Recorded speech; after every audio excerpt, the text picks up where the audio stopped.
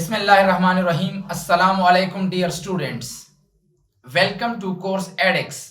मैं हूं आपका इंस्ट्रक्टर मोहम्मद सलमान और आज हम इंशाल्लाह ईआरडी के बारे में पढ़ेंगे। ERD stands for entity relationship diagram. Actually previous lecture में हम एंटिटी के बारे में पढ़ चुके थे। अब रिलेशनशिप और इन एंटिटीज के दरमियान जो रिलेशनशिप है उनका एक डायग्राम होगा। तो एक्चुअली ईआरडी हम बनाते क्यों हैं? ईआरडी एक्चुअली जस्ट एक diagrammatically representation of data models होते हैं और उन डेटा मॉडल्स को हम एक स्पेसिफिक या किसी स्पेशल सिंबल से रिप्रेजेंट करते हैं। जैसे कि एंटिटी को रिप्रेजेंट करने के लिए रेक्टेंगुलर बॉक्स होता है, इसी तरह रिलेशनशिप के लिए डायमंड शेप होता है। उन एंटिटीज के कुछ प्रॉपर्टीज होंगे जिनको एट्रीब्यूट कहा जाता है। एट्रीब्यूट्स को रिप्रेजेंट किया जाता है बाय ओवल शेप। तो अब एंटिटीज, उस एंटिटीज में कुछ एट्रीब्यूट्स और इन एंटिटीज के दरमियान रिलेशनशिप, तो इनकम्प्लीट डायग्राम को कहा जाता है एंटिटी रिलेशनशिप डायग्राम। यानी एंटिटी के दरमियान जो रिलेशनशिप है, जो ताल्लुक है, उनको हम डायग्रामेटिकली रिप्रेजेंट करते हैं। जब आप एक ईआरडी बनाते हैं तो आप ईआरडी से बहुत आसानी के साथ एक डेटाबेस बना सकते हैं। यहां पे आपको कुछ ईआरडी के सिंबल्स नजर आ रहे हैं। जैसे कि एंटिटी को रिप्रेजेंट करने के लिए हमने एक रेक्टेंगुलर बॉक्स लिया है।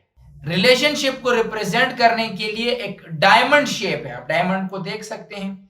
ये diamond shape is for relationship. इसी तरह एट्रीब्यूट के लिए ओवल शेप, और कुछ एट्रीब्यूट्स ऐसे होते हैं जो कि प्राइमरी कीज होती हैं।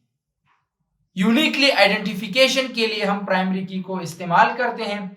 तो वो ओवल शेप, उसमें जो एट्रीब्यूट का नाम है, जैसे अगर स्टूडेंट के केस में हम देखते हैं तो रोल नंबर, तो हम ओवल शेप में रोल नंबर लेके उसको अंडरलाइन करते हैं। आज अब हम एक सिनेरियो बनाने वाले हैं कि जिसमें मैं आपको कुछ एट्रीब्यूट्स बता रहा हूं, कुछ एंटिटीज बता रहा हूं और एंटिटीज के दरमियान जो रिलेशनशिप है वो डिस्कस करते हैं। मिसाल के तौर पे इन स्टूडेंट केस एंटिटीज में आता है डिपार्टमेंट। लेट्स सपोज हम एक सिनेरियो लेते हैं एक कॉलेज का।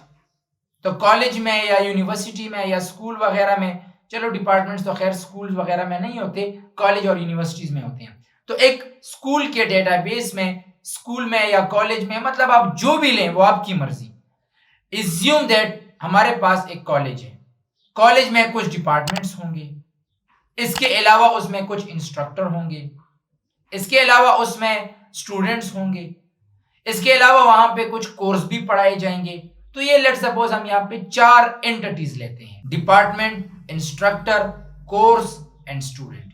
अब हर एक एंटिटी के कुछ प्रॉपर्टीज होंगे, उन प्रॉपर्टीज को एट्रीब्यूट कहा जाता है। जैसे कि डिपार्टमेंट का कोई नाम भी होगा, उस डिपार्टमेंट की कोई लोकेशन भी होगी। इसी तरह इंस्ट्रक्टर की कोई आईडी होगी जो यूनिकली आइडेंटिफाई करेगा उसको।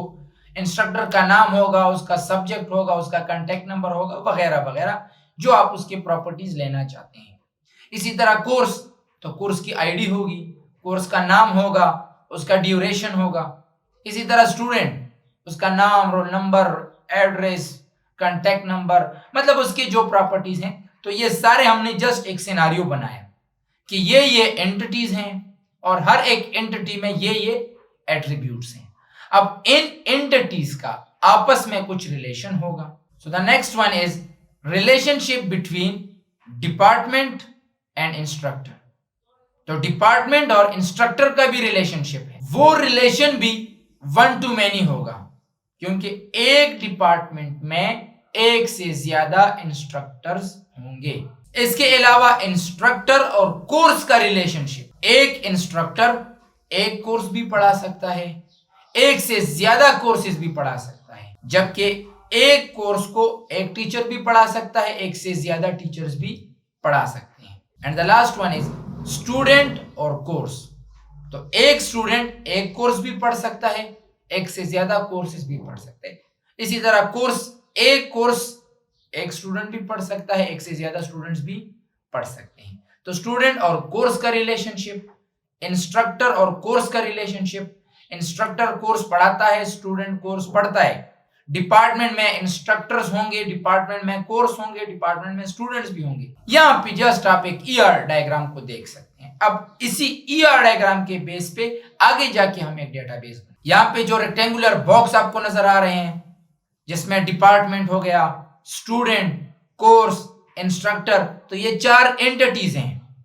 फिर हर एक एंटिटी में कुछ प्रॉपर्टीज होंगी, कुछ एट्रीब्यूट्स होंगे। स्टूडेंट के केस में आप देखें, स्टूडेंट आईडी को मैंने अंडरलाइन किया, ये प्राइमरी की है। इसी तरह अब हर एक एंटिटी का दूसरे एंटिटी के साथ कुछ ना कुछ रिलेशन होगा, तो वो हम डायमंड रिप्रेजेंट करते हैं। तो ये सामने जो आपको डायग्राम नजर आ रहा है, that is a ER diagram, entity relationship diagram. तो ये था आज का हमारा टॉपिक। इंशाल्लाह see you in next lecture. Thank you very much.